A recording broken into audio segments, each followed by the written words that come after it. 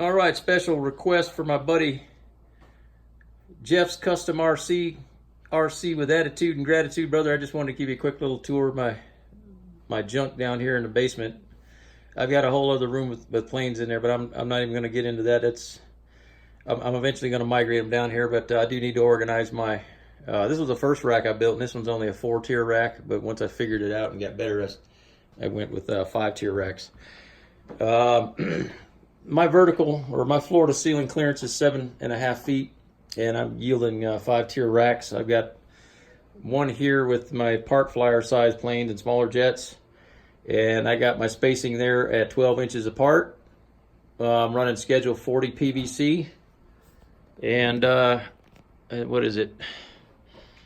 2, 4, 6, 8, 10, 12 T's and 6 90s, and then 10 caps.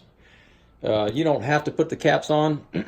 I just didn't want the sharp edges of my schedule 40 pipe sticking out.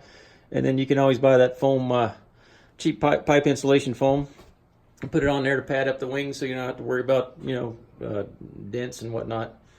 But a 5-tier rack like this at Home Depot with all the T's and the 90s and the caps and the foam and everything comes in around $35, $40, somewhere in there. The more stuff you add to it, of course, a little bit more expensive. But when you're talking PVC, man, it's cheap. I mean, you can do a lot with it. I built my work stand and all that good stuff with it. But anyway, Jeff, just wanted to give you a quick rundown.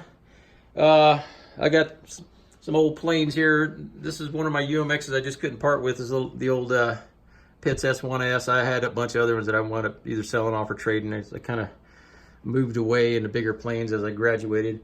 This is one I learned a lot of 3D on. There's no AS3X on this thing. This is the old Inversa 280. A lot of fun. And then, of course, the 280 size Viking. I've got 2 of these. I got another one back there for spare parts. I've got, like I said, more Warbirds and some more jets up in another room upstairs.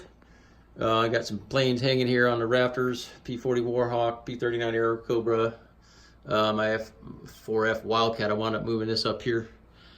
But yeah, I mean, I got more birds to deal with and try to get organized and get them down here and still be able to have enough room to get in and out of between these racks. I wound up moving this rack. It was facing this way. I wound up moving it to facing this way. It's going to be easier for me to get them in and out when I go taking them up the stairs and taking them out the front door. So, alrighty, brother. I hope you enjoyed this. I hope it was informative. I would do recommend getting one of these though, Jeff. This is one of these little ratcheting PVC pipe cutters.